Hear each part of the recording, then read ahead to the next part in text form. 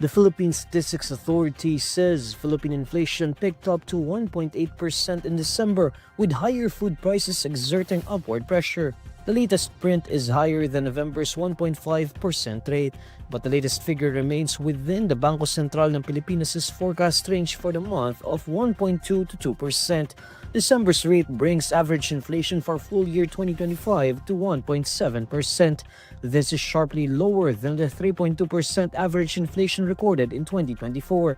The 2025 average is also below the BSP's 2 to 4% target band. According to the PSA, costs for food and non-alcoholic beverages rose by 1.4% in December. The PSA says this made up nearly 100% of the overall upward pressure on consumer price. The Office of the President will receive about 4.5 billion pesos in confidential and intelligence funds for 2026. This is the fourth consecutive year that it will get the allocation under President Bongbong Marcos. The Office of the President CIF was 38% of the total CIF, amounting to 11.8 billion pesos under the 2026 General Appropriations Act. Marcos signed the 2026 General Appropriations Act on Monday, January 5. In a press briefing in Malacanang, Budget Secretary Rolando Toledo says the total CIF under the 2026 national budget was lower than last year's CIF of 12.1 billion pesos. The Office of the President has retained the lion's share in CIF allocation in 2026.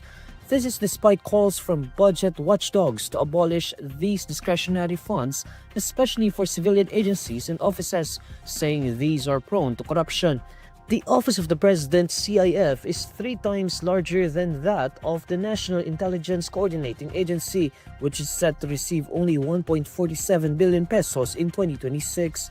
The National Intelligence Coordinating Agency is the primary intelligence gathering and analysis arm of the government of the Philippines. Malacanang officials defended the large CIF of the Office of the President. They assure these funds will be put into prudent use by complying with the rules and regulations set by a 2015 joint circular of the Department of Budget and Management and the Commission on Audit. We just have to follow what is in the joint circular with the DBM and GOA, so we have to follow those rules and regulations. That is the basically that we follow in terms of the accountability or accounting of the confidential fund and intelligence fund.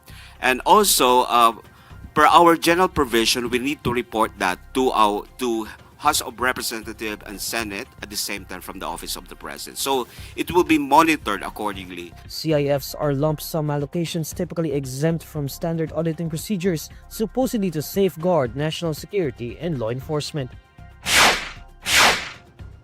Manila Archbishop Cardinal Jose Advincula will be absent from this year's Feast of Jesus Nazareno on January 9.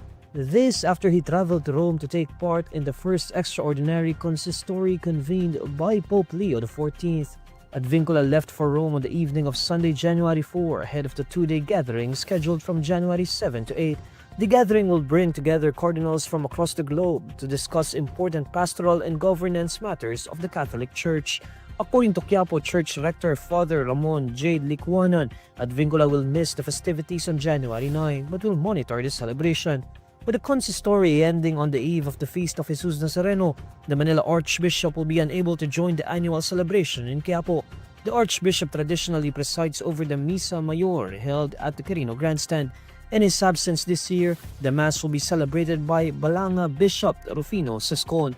According to the parish, Sescon was a rector of Quiapo Church and was appointed bishop in December 2024.